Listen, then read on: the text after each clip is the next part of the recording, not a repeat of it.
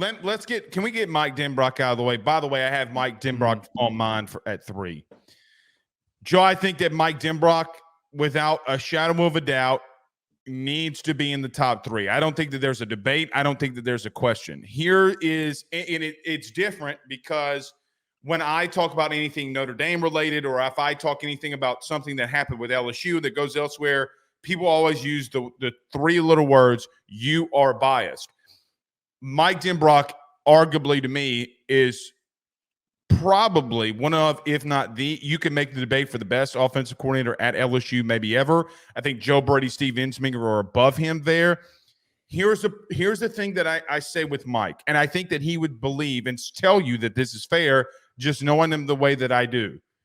Joe, he's going to have to produce at Notre Dame for me to put him at 1. Because I do think that there's something to be said when you come to a school in the SEC with arguably 2 top 15 wide receiver, or 2 picks at wide receiver with Malik Neighbors and Brian Thomas Jr., he's not going to have, or top 20, whatever you want to call him. I don't really care. He's not going to have the weaponry at Notre Dame. I do think that Mike benefited a lot from having Jaden Daniels, Malik Neighbors, and Brian Thomas Jr. There were times, that people question his play calling, but I think that Jaden Daniels bailed them out of a lot of bad situations. He's not going to have that right now. That does not stop for me that I think Mike Denbrock, figure out your order. I don't really care. If he's not in the top 3, then you're an idiot. But for me, I need to see Mike go to somewhere else and be able to put up a lot of the same offensive stats that he did. Joe, I will remind you, when he was at Cincinnati, even though play calling wise, I thought he was exceptional, He was exceptional at Cincinnati, which then led them. We got Desmond Ridder there. That is, I will always back that. The problem is, Joe, I don't know if sometimes some things that he does offensive play calling wise leads them to getting over that hump. I do think that you got to see him post LSU without all that talent to say. Because, Joe, if they take a step back, or if he takes a step back, and Notre Dame's offense is still sluggish at times, what's our thoughts going to be on Mike Denbrock? Well, anytime a new offensive coordinator takes over, it's not going to be immediately hitting the ground running in week 1. It's not going to happen. The first 3 to 5 weeks are probably going to be a feeling out period, especially for the fact that Riley Leonard is currently dealing with a foot ankle injury that he is recovering from. It's lingering from the injury that he suffered against Notre Dame when he was at Duke this past season. So I think if it's a little bit slow to get going, that to me doesn't diminish my thought and outlook on him. But you're bringing up how you want to see him succeed at another school. We've seen him succeed at another school. When Cincinnati was a G5 program, they reached the college football playoff. His play calling and his offensive impact was so great, it was so strong, that we were convinced, and the Atlanta Falcons were convinced, that Desmond Ridder, who sucks, is unbelievably terrible, was one of the worst starting quarterbacks that I've seen in the past 5 years. He made him look like a competent draft prospect. He turned guys like, I'm blanking on the Ford, I forget his first name, Jerome Ford.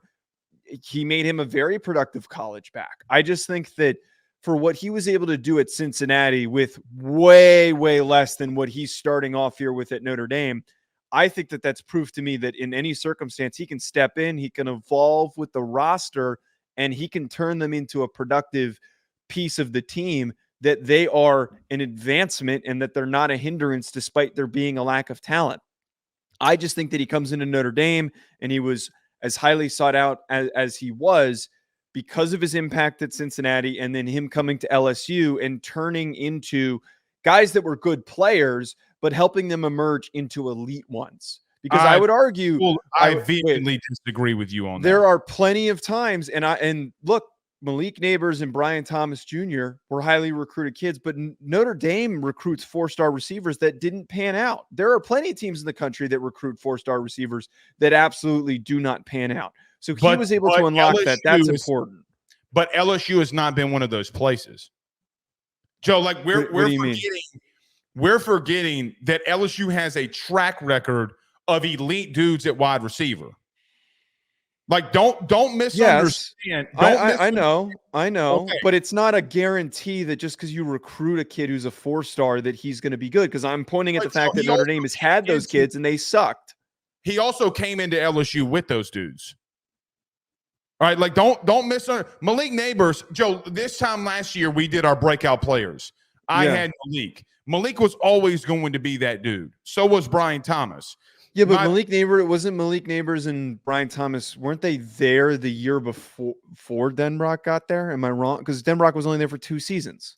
Yeah, they were there. So he did not bring them in. Yeah, I know. But I do think that has a lot to do with Cortez. And Joe, you can't talk.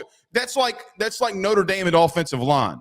Sometimes it doesn't matter who the O-line coach is. When you are prestige there, okay, you are prestige there. My thing with Mike is when you want to talk about Cincinnati, Joe, the reason they beat Notre Dame that year and got to the playoff was what they were doing on defense. Let's not mistake that. Their offense was still very, very productive. Okay. Most of the players that got drafted were offensive players. They were 97th in the country in offensive production. Because their roster was talentless. Okay, sounds good. I need to see him post LSU put up those. If you're going to put him at 1 above Chip Kelly, if you're going to put him at 1, then you better be able to go wherever the fuck you need to go to bring me that. How many how many Heisman Trophy winners has Chip Kelly coached? 3, 2. Who? Oh, and Mariota. I'm a dumbass. Mariota, that was a dumb take. That's a dumb take. God dog it. Why am I forgetting? No, it's just Mariota. No, you said coached. You didn't say where he coached him at. I mean, he had he was at Oregon, and before that he was at New Hampshire. So I don't think that there was no UCLA guys. Yeah, Mariota would be so the one. So he's coached. Look, and to pivot this into Chip Kelly. Chip Kelly's at number 2 for me. BetOnline remains your top spot for all of your live betting action and contests. NFL, college football, UFC, NHL are all in full swing.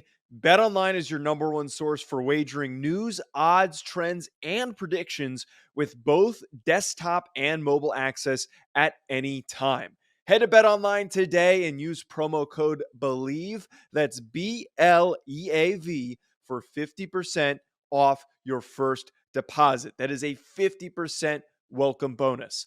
BetOnline, where the game starts.